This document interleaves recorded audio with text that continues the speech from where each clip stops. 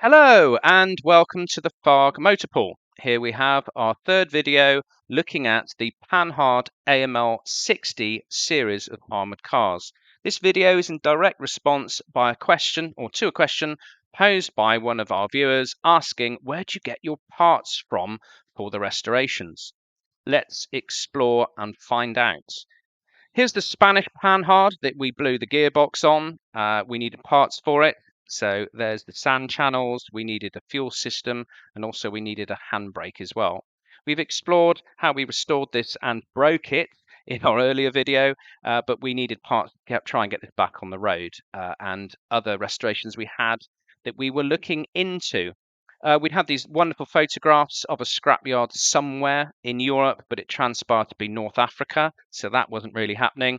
And we had a lovely email from a cavalry officer from the Irish Army who said that we used to use Panhards and they're now being taken out onto the ranges and shot to bits. So we did our utmost, even writing to the Irish version of the Ministry of Defence, asked if they'd donate one, but it really wasn't happening.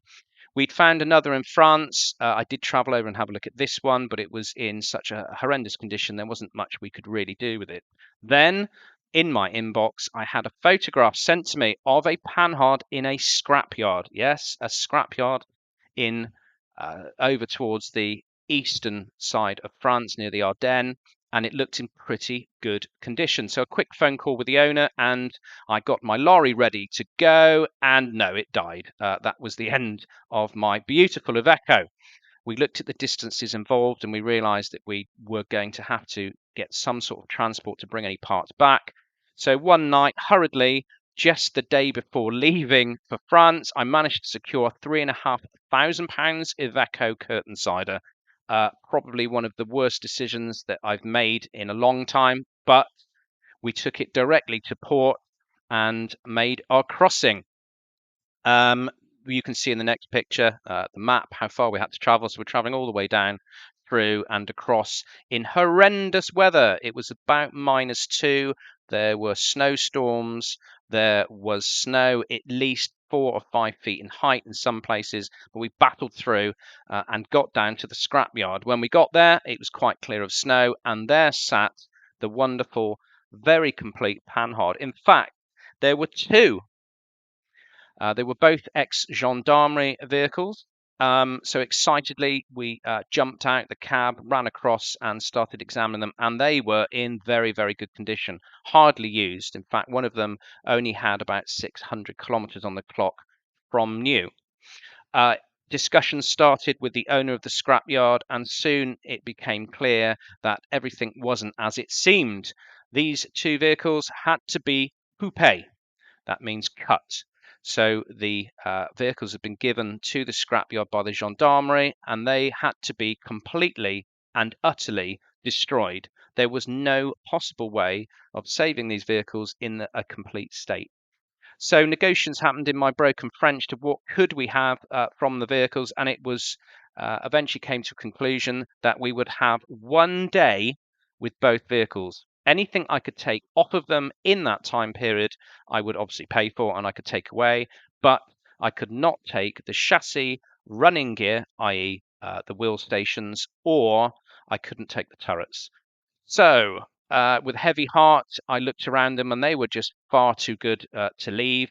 And so it was decided that we would indeed strip these vehicles down for parts, and that would at least try and help the restorations that we had planned back in the UK come to some sort of fruition. Very sad to look. You can see there inside the first vehicle is very, very clean.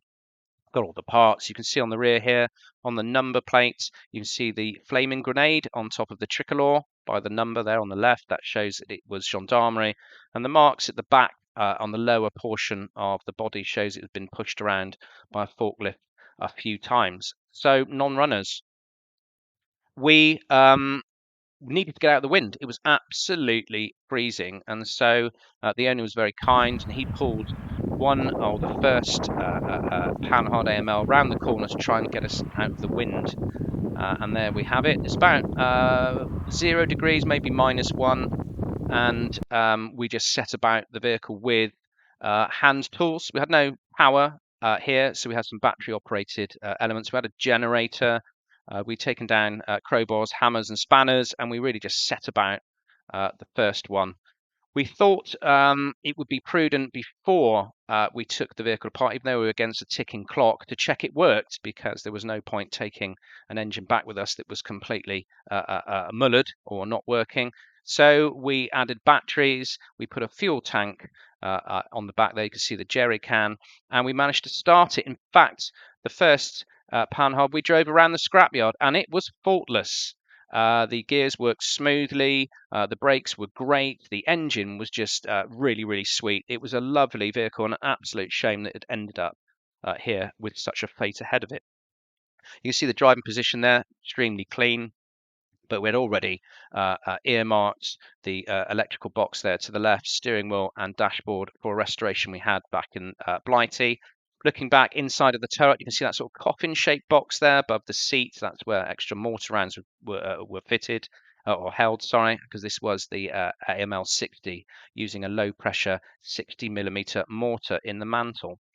This is where the radios were kept, and you can still see those intercom boxes still in place, which was absolutely fantastic news. And looking over to the right, you can now see more intercom boxes and all the paraphernalia, including internal lights, etc., that I obviously had my eye on to remove before the vehicle met its maker.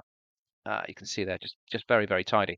So this is us. I'm going to show you now us running the engine, and you can see what a sweet engine is. Just listen out.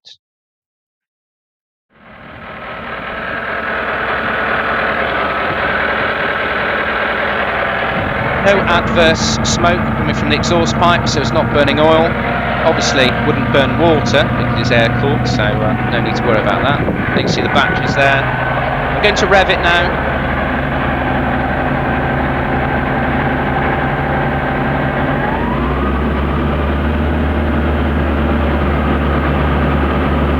Now that is one sweet engine. So now we were confident that it was a suitable, as all the parts seemed to, the spares would work for us. With our restorations, we set about stripping the poor Panhard down. Off came the rear bins. It's quite a straightforward procedure there, but they are quite heavy, so it's good that there was two of us there to work on it. Started work inside, pulling out internals that we could, and the focus was again around the back here. What you can see is those white plastic boxes I'd purchased before we left. So we were able to place all the parts in there, including every single nut and bolt went into those boxes. Nothing was wasted at all with this. Again, from a different angle here, you can see us stripping it down. You can see the curtain side of lorry there with the doors open, ready to receive all parts. So we basically filled up pallets, borrowed a forklift, and were able to forklift those parts onto the back of the lorry. We needed to take the turret out or off, and so the turret came off. That exposed the electrical control box, which we very, very carefully took out, as they are quite a delicate item. And there you can see the turrets off, and it enabled us to get in towards the fuel tank, in towards the gearbox, and enabled us to finish off stripping out all the electrics inside of the fighting compartment. The turret, unfortunately, was unceremoniously dumped over in a corner, but that enabled us to start stripping this down as well and getting off as many parts as we possibly could that we could use on restorations back in the UK. The next area to focus on was the engine and gearbox. So to do that, we need to take the rear panel off. So the rear panel's gone now. We were able to borrow that forklift again, and we were able to lift that engine and gearbox out in one piece out through that rear space there. Diving back inside the vehicle, we made sure we picked off the steering wheel, which is very easy to remove, and the dashboard and the internal electrics. And thank goodness we did, as all of these parts have been used in restorations back in the UK. So as I said before, absolutely nothing was wasted, but we were against a time scale. We had to have this finished by the end of the day. So we realized we were working too slowly, and decisions had to be made what we could take and could not take. So things such as these internal and rear panels here between the fighting compartment and The engine compartment we had to leave just simply because we needed to focus on the things that we could achieve in the timescales we had. Off came that front sand channel. That's what I was desperate for, so I was really pleased we managed to grab that. And then it was a case of removing what we could from the wheel stations. We called in the forklift again, and that first vehicle was forklift away and placed over out the way so we could focus on the second Panhard. Interestingly, we did go back to this one as well a little bit of time at the end. We did take off a few more parts, including those front wings. There we go. That's the second Panhard now. We'd stripped and that was moved out the way. Again, turret was taken out, unceremoniously dumped upside down so we could strip the parts off of that. And you can see all the parts going into those white plastic boxes. Okay, so more or less done. Look away now if you are a sensitive disposition, because that's all that's left. And it was very, very sad day. Interesting, I did phone back the scrapyard about 6 months later to see if they actually had gone through with what they said they would, which was the cutting, and they most certainly had. And it was all taken away, so there were no further parts to be had, which was a great shame, because I really wished I'd managed to get off those suspension parts, but it was really, as I said, difficult, minus 0, 1, -1, only hand tools to do the job, so we did the very best we could. There we can see the hearts of the Panhards, so that's the engines and gearboxes there on pallets, and the final carcasses were taken away for their final disposal. So what was left, I wonder? There we go. Poor Panhard met its maker. But from the phoenix, from the fire indeed, the phoenix will rise. What did we do with the parts?